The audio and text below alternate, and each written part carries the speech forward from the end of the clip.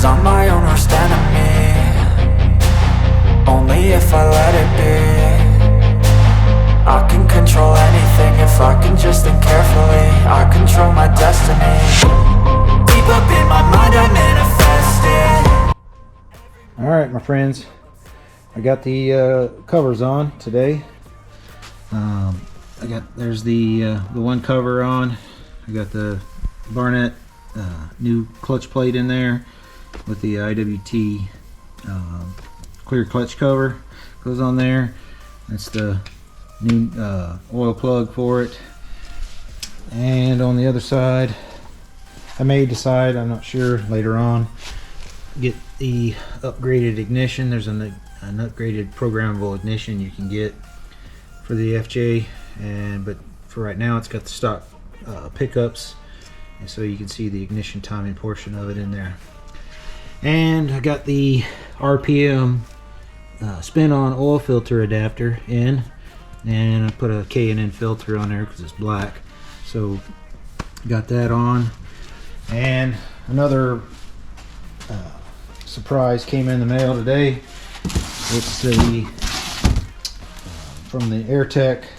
It's the new belly pan, so I figured I'd do an unboxing right here, so we can kind of see what it looks like. So at this point, I know that when they get them, you have to drill your own holes to mount it and everything, so which is no problem here. I probably need to order some insulation tape, pull back tape. Since it's going to be exhaust, awesome. I love peanuts. They're a pain in the butt. So what I'm going to do is get a bag and dump this, so before they end up all over my shop. So stand by and we'll come back. All right, we're back. I got almost a full kitchen trash bag full, and there's still a ton in here. I hate peanuts. They're useless landfill items, and you don't recycle them or don't reuse them. Anyways, this is it so far. Looks pretty good. Thickness don't feel too bad. We'll still get the dang peanuts out of here.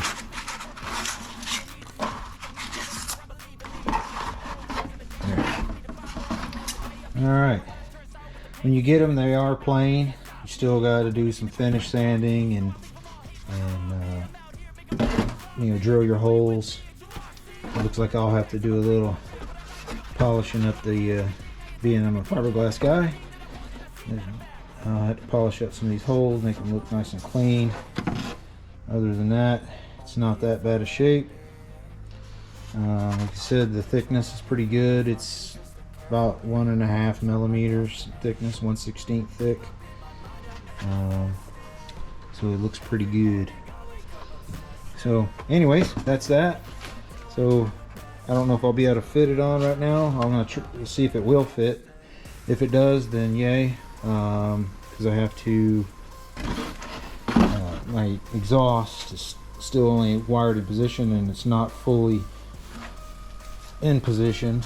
It's only just lightly held up with a piece of lagging wire, keep it from falling down, which I'd use to get my exhaust in place. So anyways, we'll come back when I got a little bit more done, but I just wanted to show you I got the engine, finally got it all buttoned up and got all the nice decorative covers that went on there, and it's looking pretty good. So that's it.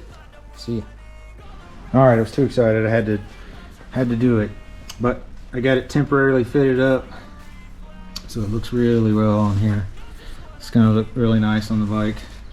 So the only thing I have left to do is get some grommets that I'm gonna put in the holes, so they'll have to get cut bigger to fit the grommets, and then I'll machine a T-spacer or T-washer, so it'll be able to bottom out the screw, and then the actual fairing will ride in on a grommet. So generally on a lot of fiberglass parts, the eyes really wear out on those really fast, so you got to use at least a nice grommet to help try to relieve some of the friction between the bolts or the T-washer or whatever you're going to use to help reduce the friction on there from wearing out the fiberglass. But other than that, looks really nice on there. The collector for the exhaust didn't matter, it didn't affect it. It's because it's not enclosed on the bottom, so as you can see, it's kind of sticking out a little bit. It's still got to go up probably 1/2 inch, 3/4 of an inch. So other than that, looks really good. It's test fitted on. Looks really nice. If you're curious what I used to drill the holes out, it wasn't an ordinary drill. I use a Dremel style rotary tool with a carbide burr, and I mark my spots and then drill a hole with it, and then you can really slow open up the hole nice and round. I typically don't like to use the drill bits because the drill bits can cause it to break or crack the gel coat or the fiberglass, so I typically like to grind the holes in there rather than a drill. So other than that, that's the update for that. It's test fitted on. I'll mess with that a little bit more later after I get the grommets and proper hardware. I'm not going to use these big M6 socket head screws. I'm going to get more like a button head type screw. So that's it. See ya. Hey everybody, Charlie here with IC Customs. We're back at it again. Got a few things done, and I had gotten an email from a guy I had ordered some rubber dampers from for the exhaust. Here's the original stock exhaust, and these rubber dampers go inside here. There's 2 of them. They sandwich in with an insert a T-washer. It goes through and then tightens up to the bottom of the engine. Well, I had ordered some on eBay. It was the only place I found them. There's probably somewhere else, Partzilla maybe. But anyways, the guy messaged me back, said he couldn't find it and was returning my money. I did have one. It's pretty beat up. If you move it around, it's all cracked and stuff. You know, so it's 1985. But in my stockpile of stuff I keep, because I am an engineer like that, these were some rubber dampers I had. It was for an old Onan generator I used to have in the motorhome. Anyways, with the engineering skills in my lathe, I made my own rubber dampers. I'm using a flat disc on an angle grinder, and Chuck slid this up on a tight drill bit and ground them into shape, and voila, I have 2 of them for old stuff like this. Anyways, so when you have to have these old bikes, sometimes you gotta be creative and make your own things in order to make something work. But anyways, it still feels the same pliable. I mean, this one's still pliable, but it's just old, and there's some cracking, so I don't know if it's just old. Anyways, so that's that. We'll do a little touch base. I got the rear brake caliper rebuilt, stripped, and painted. I had to modify the anti-rotation bar only on this end because when I welded the new stop brace on the swing arm, because it originally was at the top, with the original swing arm had the brake on top. So, but this is off of a Katana 600, which swung on the bottom. So I welded the new post here, and I had to modify the width of this of the U channel that slides the bolt through. So I got that all done. Everything here got powder coated. So the brake is all done. I've been working on the rear sets today. Also, I got the rear brake master put in, and I had to make a bracket and bend it into shape so I could put the reservoir in, and the linkage is all in. So that is all done at this point.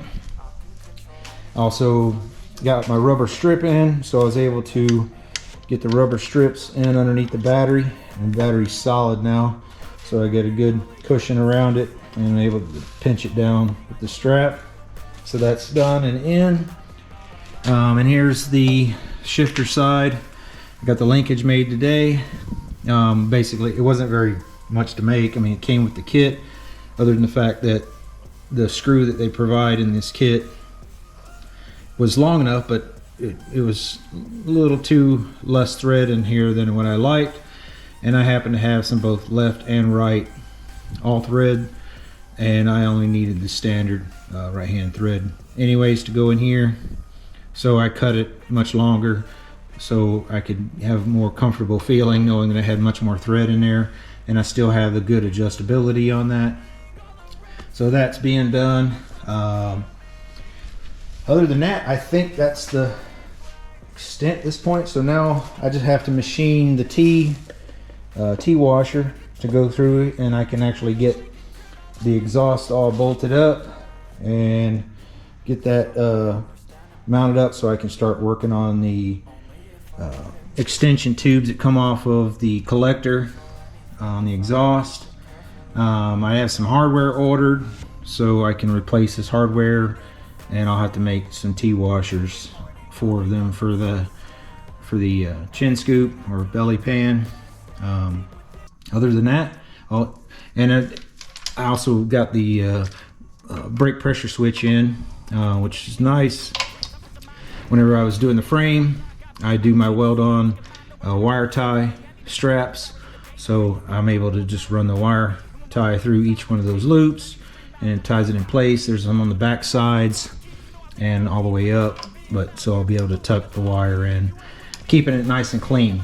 Anyways, that's this update, and we will wrap this episode up, and we will start up with a new one, and hopefully by then I'll have the exhaust in. So we'll catch you again. See ya. I can control anything if I can just think carefully. I control my destiny. Deep up in my mind I manifest.